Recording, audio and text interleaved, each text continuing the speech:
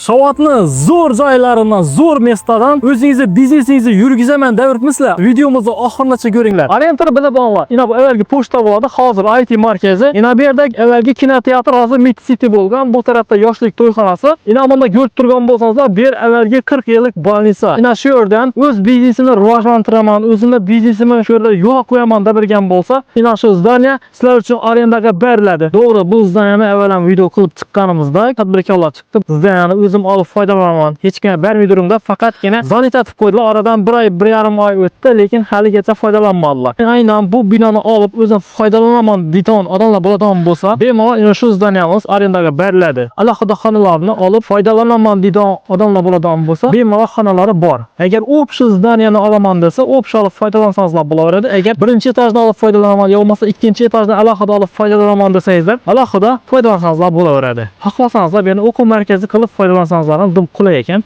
Klinika qilasizlarmi? Xonalarni ko'rishingiz mumkin. Katta xonalarini. Endi xonasini ko'ringlar. Yon taraflar ham katta xonalari bor ina. Xonalari katta. Bu yerning hamma xonasi. Bu yerda kupnasi bor ina. Ikkinchi etajga chiqamiz. Bu ikkinchi etaji fitness xona bo'lgan. Aynan turibdi. Ina bu yerda kiyinish xonasi bo'lgan ina.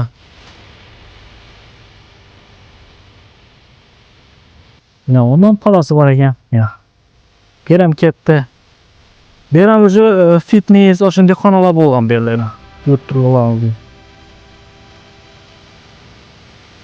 endi o'quv markazi uchun dim qulay yerda bu. Mana shunday xonalari bor ina. Bemalol bu yerda foydalansangiz bo'laveradi. Stomatologiya qilsangiz bo'ladi. Shunday klinikalar, ya'ni o'quv markazlari qilsangizlar bo'laveradi. Yana bu yer qabulxona qilib qo'ysangizlar bo'ladi. Telefon nomerlar mana shu yerda bo'ladi. Agar kimga ma'qul kelsa, kimga kerak bo'lsa, bemalol o'zlaridan aloqaga chiqaverasizlar.